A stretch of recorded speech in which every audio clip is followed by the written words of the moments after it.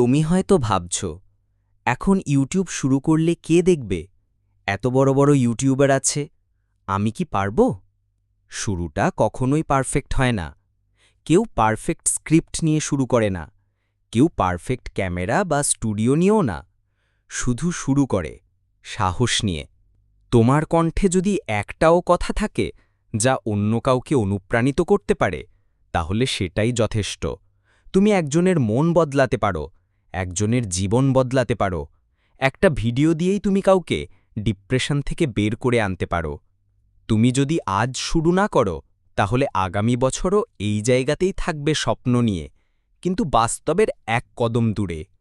তোমার ভিডিওতে হয়তো শুরুতে ভিউ হবে না, কিন্তু যদি তুমি সত্যি কিছু বলো, মানুষ একদিন শুনবেই। শুধু দয়া করে আজ থেকেই শুরু করো। ক্যামেরা চালাও, নিজের ওপর বিশ্বাস রাখো, কারণ তোমার গল্প কাউকে না কাউকে বদলে দেবে।